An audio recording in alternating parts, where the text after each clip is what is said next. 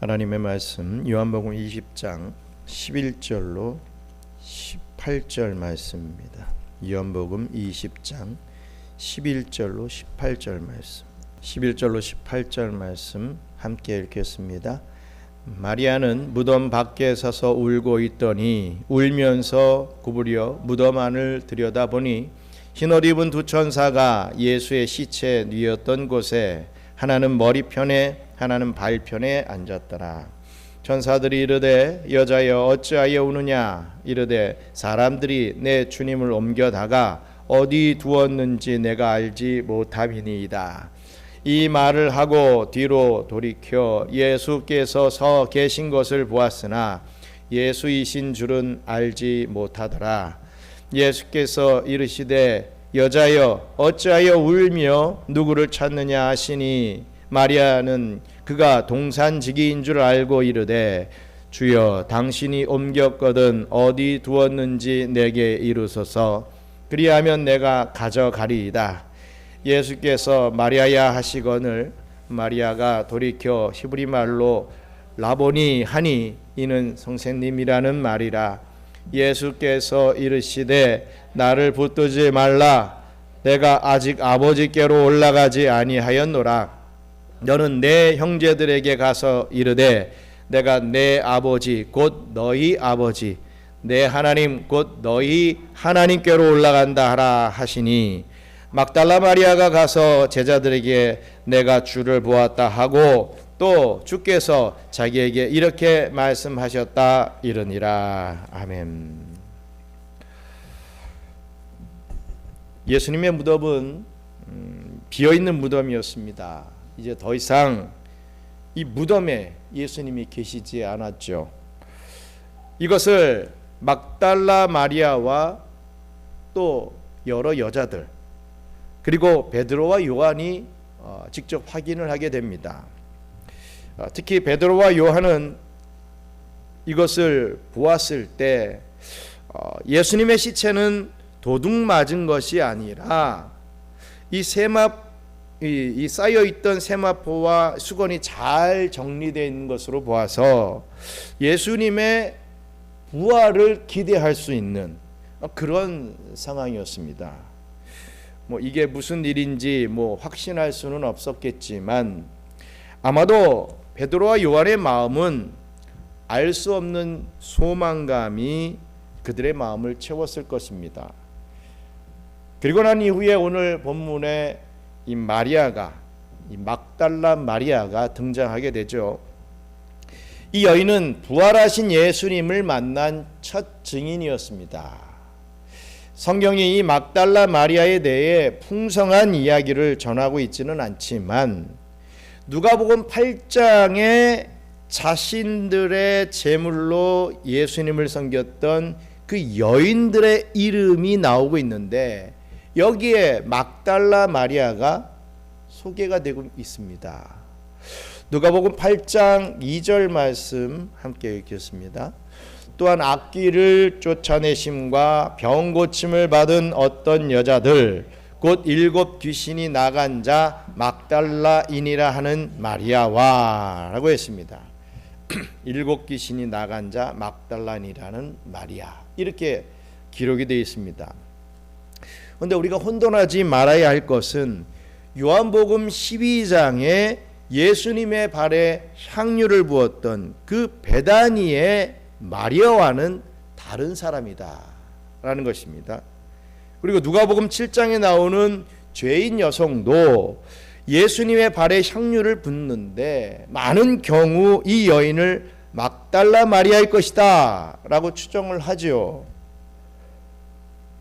또 아마도 이 여인의 죄가 창녀일 것이다 라고 추측을 해서 이 막달라 마리아가 원래 창녀였다 라고 하는 그런 설도 있으나 이 역시 성경에 명시된 것이 아니라 상상에 근거한 것이므로 그렇게 단정 지을 수는 없습니다.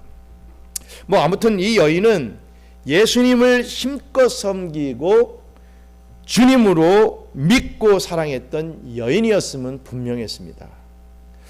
오늘은 이 부활의 첫 증인인 막달라 마리아가 부활하신 예수님을 만난 이 장면을 우리가 함께 살펴보면서 은혜를 나누는 저와 여러분들 되시기를 주님의 이름으로 축원합니다. 먼저 눈물에서, 슬픔의 눈물에서 기쁨으로 바뀌었다라는 것입니다.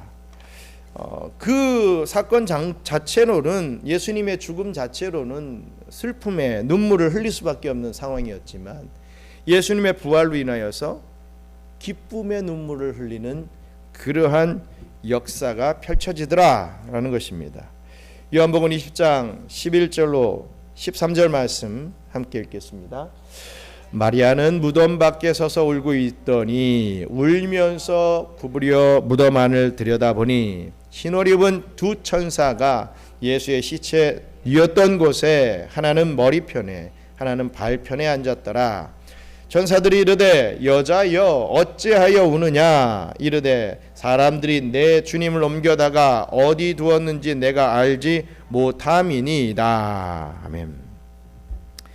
베드로와 요한은 먼저 뛰어와서 빈 무덤을 확인했지요.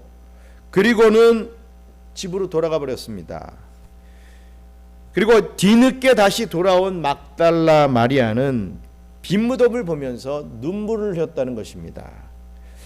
사랑하는 예수님의 시체가 이 도둑질을 당했으니 그녀의 마음은 정말 상심이 컸을 것입니다. 이제 어떡하나, 예수님을 도둑질 당했다, 이거 어떡하나, 이런 심정이었을 것입니다. 그런데 무덤 안을 다시 한번 살펴보자 깜짝 놀랄 만한 광경이 눈앞에 펼쳐지게 됩니다. 흰옷 입은 두 천사를 보게 된 것입니다. 여기서 흰옷은 하나님의 소유, 즉 천국에 속한 자임을 표현하는 말이죠. 우리 그 근거인 말씀이 요한계시록 4장 4절에 나와 있습니다. 같이 읽겠습니다. 또 보좌에 둘러 24 보좌들이 있고 그 보좌들 위에 24 장로들이 흰옷을 입고 머리에 금관을 쓰고 앉았더라 했습니다. 흰옷을 입었다 라고 분명히 밝히고 있죠. 그런데 이 두 천사는 예수님이 누이셨던 곳, 여기에서 머리 쪽과 다리 쪽, 이 발복 쪽에, 이 발 쪽에 앉아 있었습니다. 두 천사가 있었는데 머리 쪽에 그리고 발 쪽에 앉아 있는 모습을 보게 된 겁니다. 이 성경학자 아더 핑크는 이 장면을 설명을 하면서 언약궤 위에 두 천사가 있죠. 두 그룹이라고 표현하죠. 언약궤 두 천사가 날개를 탁 이렇게 하고 무릎 꿇고 있는 이 장면이 있는데 그 두 천사를 떠올릴 수 있다 이렇게 표현합니다. 하나님의 거룩함을 지켰던 그 성소의 천사들이 바로 예수님의 죽음과 부활을 지켰던 그 천사들이었다 이렇게 말을 합니다. 이 천사들이 물었습니다. 여자여 어찌하여 우느냐 라고 말입니다. 천사들이 몰라서 물은 것은 아니었을 것입니다. 이 여인에게 큰 기쁨의 소식을 전하기 위해 먼저 이렇게 여자여 어찌하여 우느냐, 운을 띄었다 이렇게 생각을 합니다. 마리아는 천사들에게 예수님의 시체를 누군가 가져갔는데 도대체 어디로 가져갔는지 알지 못해서 내가 이렇게 상심해서 울고 있습니다 이렇게 대답을 합니다. 혹시 예수님의 시체를 도둑질을 하여 그것으로 흥정하거나 그 시체를 훼손하는 것은 아닐까 마리아는 겁이 났던 것이죠. 그런데 그때 뒤에 누가 서 있는 것을 마리아는 느끼게 됩니다. 요한복음 20장 14절 함께 있습니다. 이 말을 하고 뒤로 돌이켜서 예수께서 서 계신 것을 보았으나 예수이신 줄은 알지 못하더라. 아멘. 그렇습니다. 뒤에 어느 한 사람이 서 있는 것을 봤다는 거죠. 그분이 누굽니까? 바로 부활하신 예수님이십니다.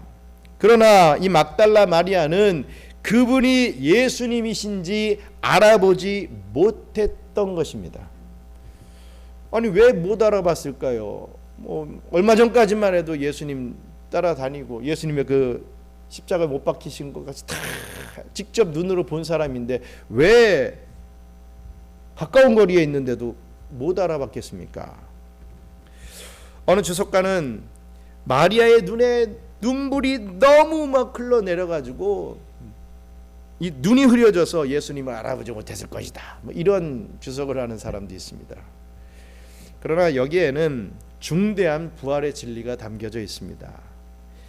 예수님이 입은 이 부활체, 이 새로운 육체를 입으신 것이다 라는 것이죠.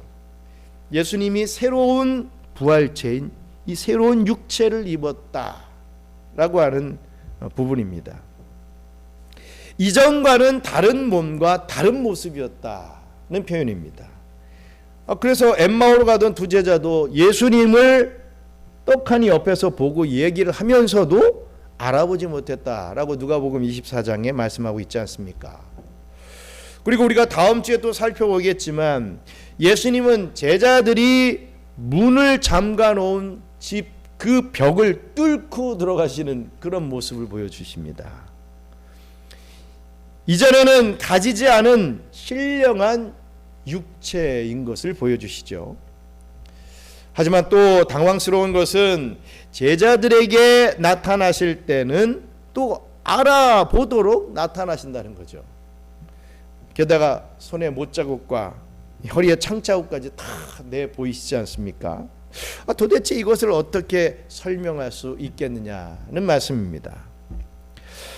이 신비를 우리는 다 이해할 수 없지만 적어도 성경에 나타난 예수님의 부활체를 살펴보면 이전의 육체와 연속적인 측면이 있는 동시에 비연속적인 측면도 있다는 것을 동시에 이해할 수 있어야 될 것입니다.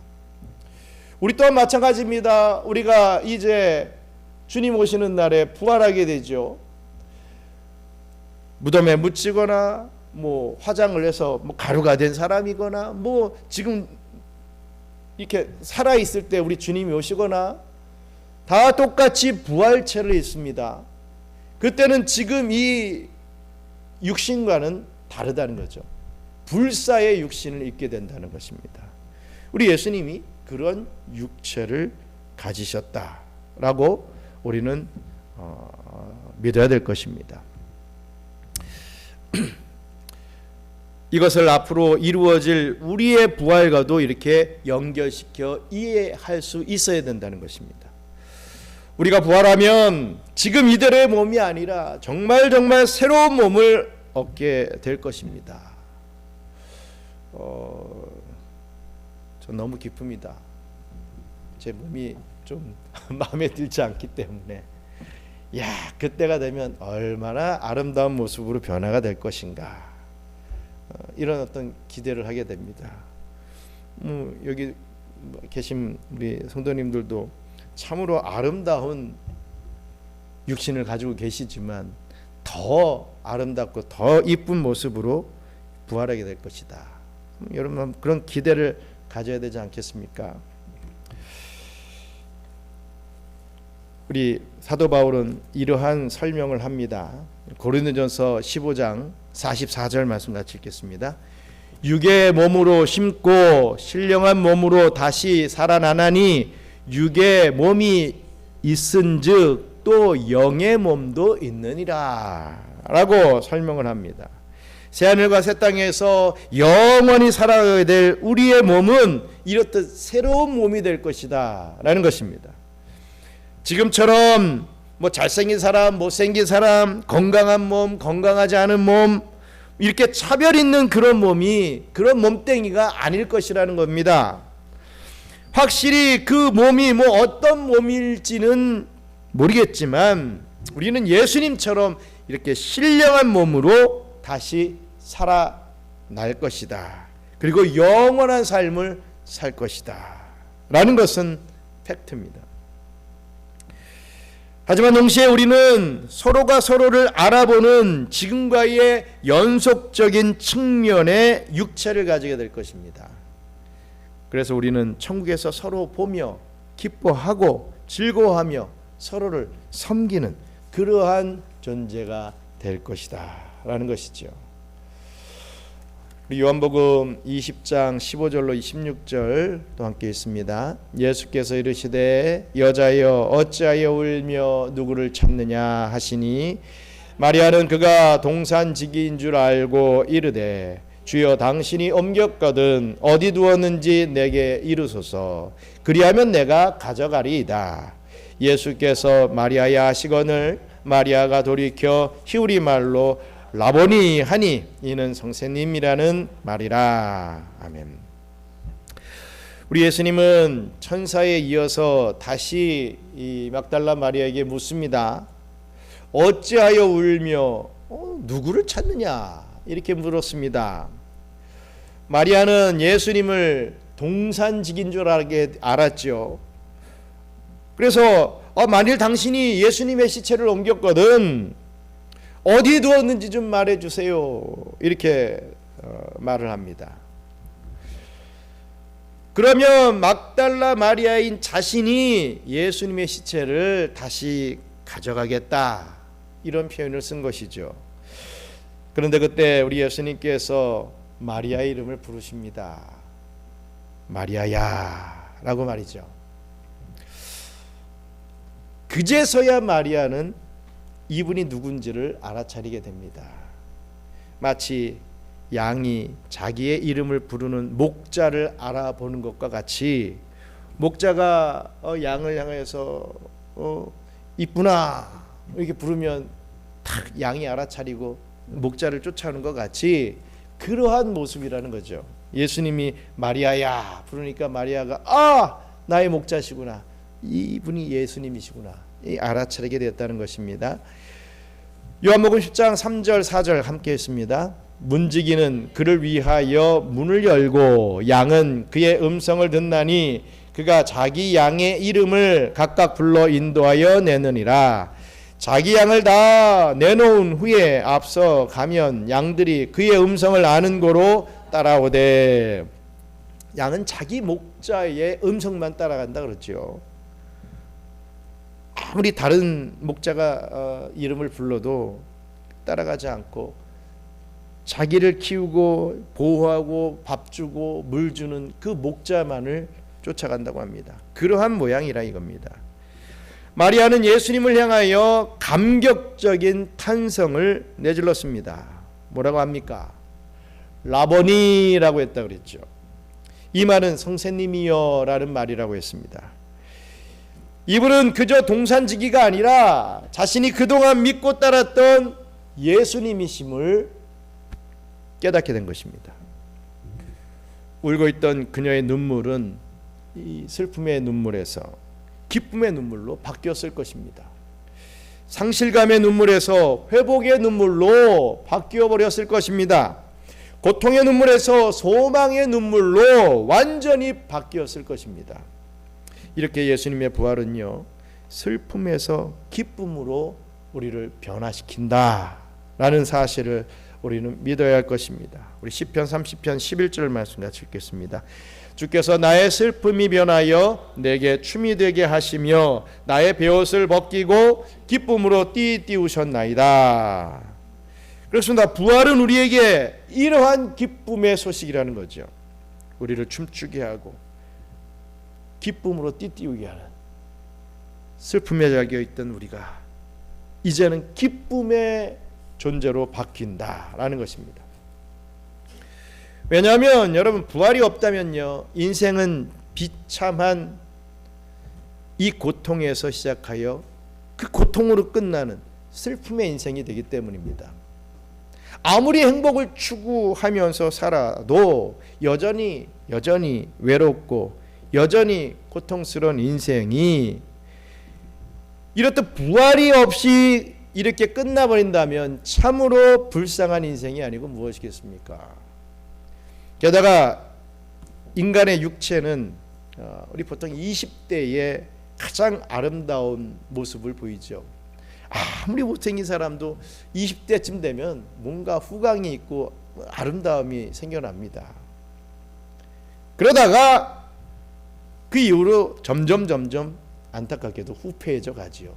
아무리 이뻤던 사람도 20대 이후로 꺾이면서 점점 후패해져 갑니다.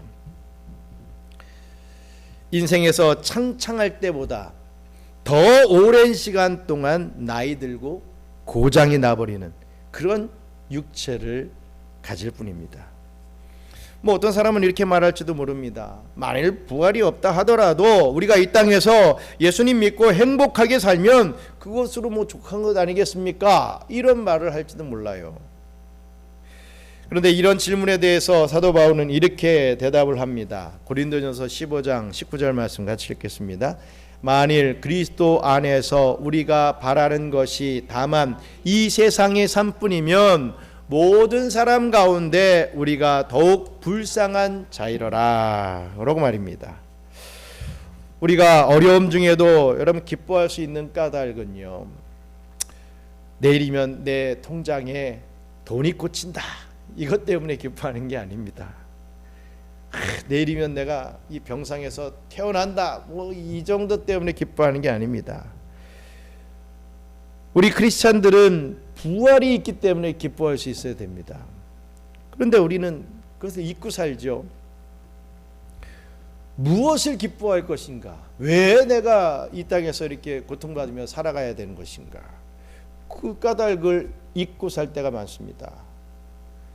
그냥 보이는 어떤 물질, 뭐 어떤 관계들, 뭐 내가 기도한 게 좀 이루어지는 것, 뭐 이 정도만을 기뻐하며 살아가는데 이게 아니라는 거죠. 우리는 부활이 있기 때문에 기뻐할 수 있다.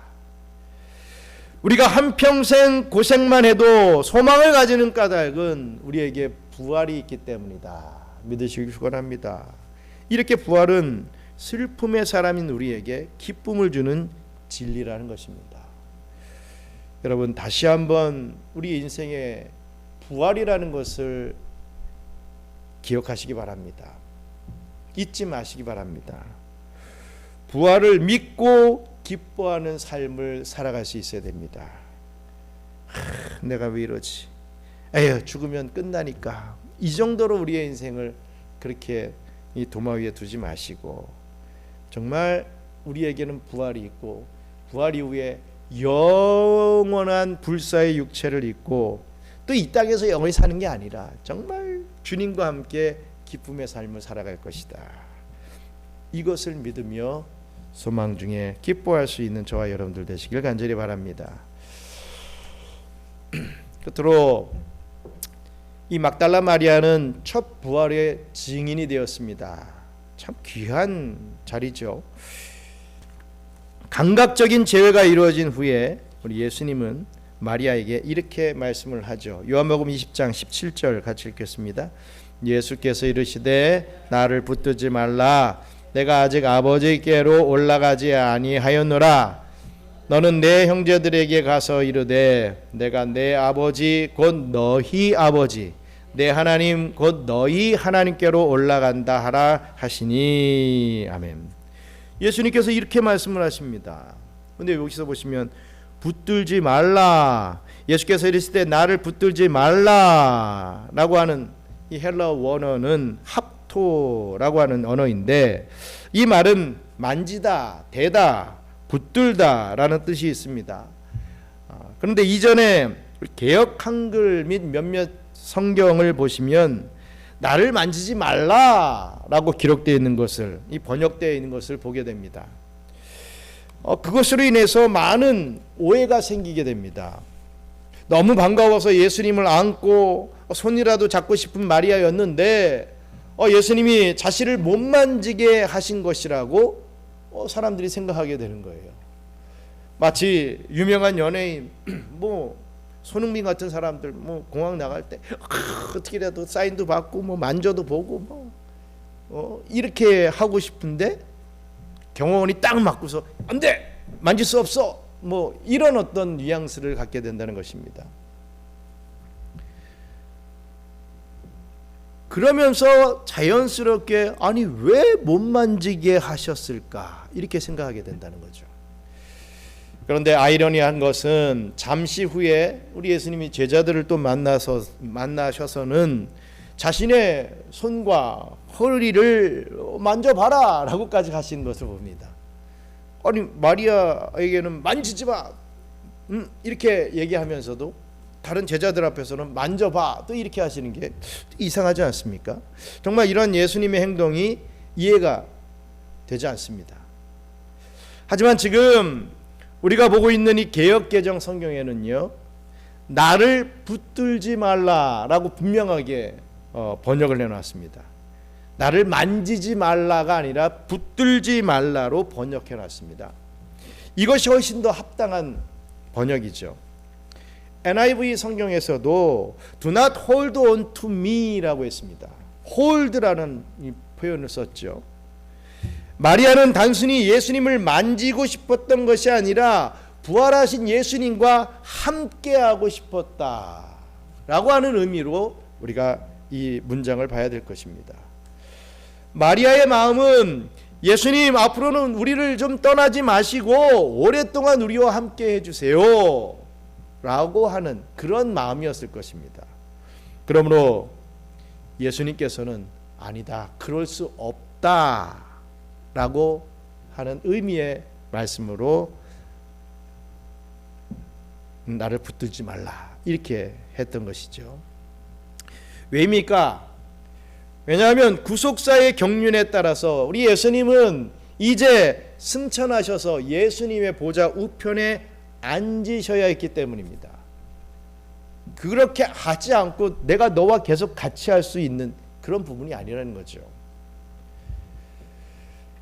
그러면서 예수님은 마리아에게 너는 내 형제에게 가서 이르되 내가 내 아버지 곧 너희 아버지 내 하나님 곧 너희 하나님께로 올라간다 하라 이렇게 전하라고 명합니다.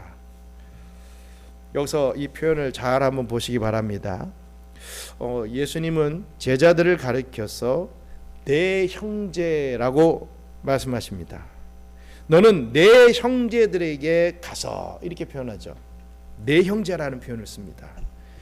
그리고 내 아버지 곧 너희들의 아버지 이런 표현까지 쓰십니다. 이것은 예수님의 구속사역으로 하나님의 가정이 창설된 것을 의미합니다. 예수님은 자신을 믿고 따르는 자들을 내 형제, 나의 형제들이라고 친근하게 불러주시고 하나님을 향하여서는 내 아버지 곧 너희들의 아버지라고까지 하심으로 우리가 하나님의 자녀가 되고 하나님 가정 공동체의 구성원이 되었다라고 하는 것을 드러내 보여주셨다는 것입니다. 막연한 하나님이 아니라 나의 하나님이 될 수 있게 만들어 주셨다는 거죠. 예수님이 승천해서 올라가신다는 사실은 정말이지 이 마리아, 이 막달라 마리아에게 있어서는 아쉬운 소식이었습니다. 그러나 이제 예수님 안에서 하나님을 나의 아버지라고 부를 수 있게 되었다는 사실은 정말 그 무엇과도 바꿀 수 없는 기쁨의 소식이 되었던 것이죠. 바로 이것이 마리아에게 큰 위로가 되었고 큰 즐거움이 되었을 것입니다. 그렇습니다. 우리 막달라 마리아는 부활의 첫 증인이 됐습니다. 우리 요한복음 20장 18절 같이 읽겠습니다. 막달라 마리아가 가서 제자들에게 내가 주를 보았다 하고 또 주께서 자기에게 이렇게 말씀하셨다 이르니라. 아멘.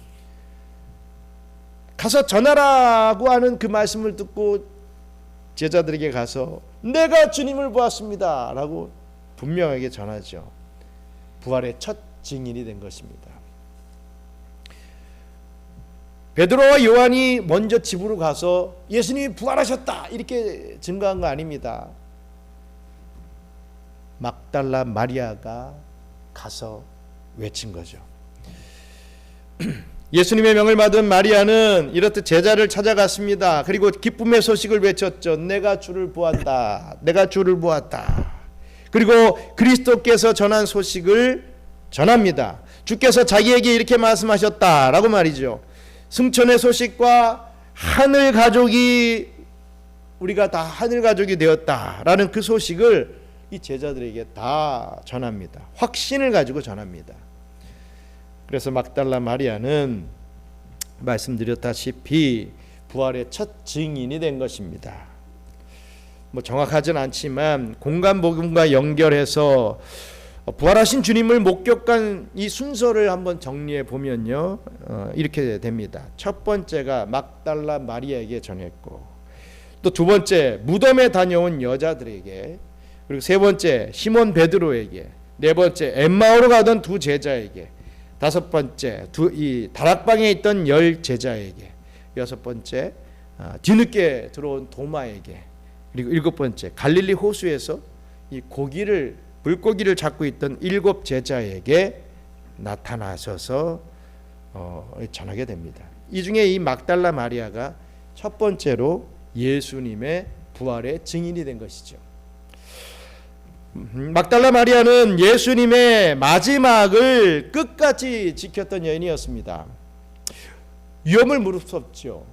그래서 십자가의 자리와 장례의 자리에까지 끝까지 함께했던 여인이 바로 막달라 마리아였습니다.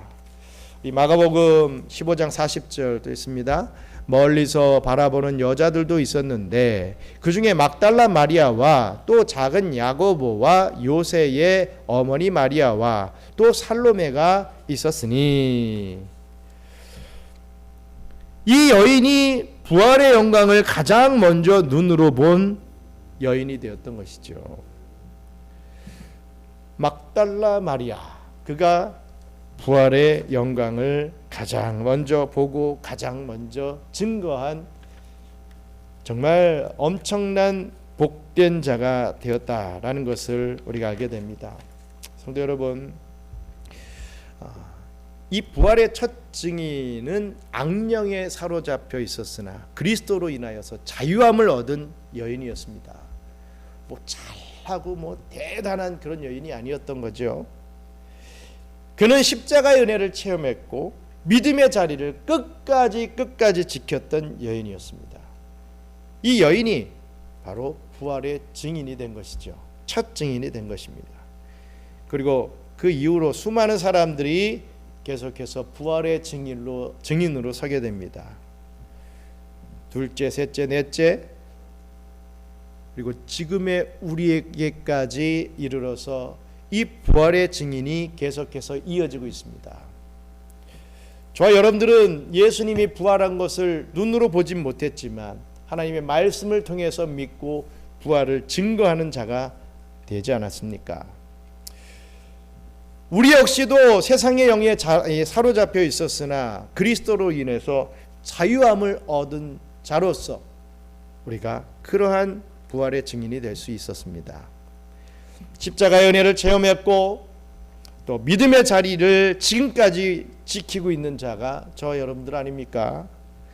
우리 역시도 막달라 마리아처럼 부활의 증인입니다. 이 사실을 잊지 마시기 바랍니다. 이 부활의 기쁨, 이 부활의 영광을 우리는 믿을 뿐만 아니라 난 믿습니다 하고 끝나면 안 되고 증인으로서 전해야 합니다.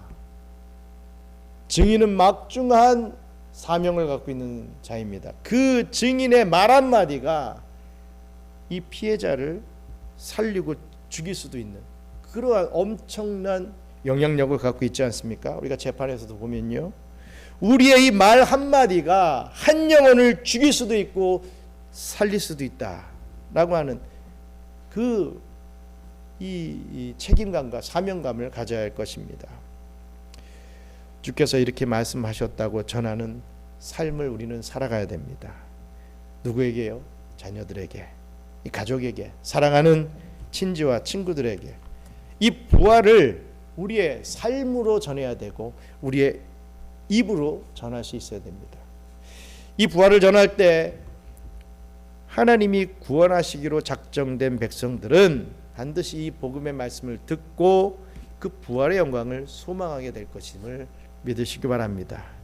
내가 뭐 말 한마디 한다고 내가 교회 나오라고 한마디 한다는 그게 얼마나 대단하다고, 그게 아니라 여러분들이 살면서 한번 경험해 봐야 됩니다. 나는 정말 무슨 교리를 막 설명한 것도 아니고 엄청난 지식을 가지고서 막 한 것도 아닌데, 단순히 예수 믿으세요, 교회 나오세요 라고 말 한마디 했는데 정말 그런 말에 쫓아 나오는 사람이 있더라는 거죠.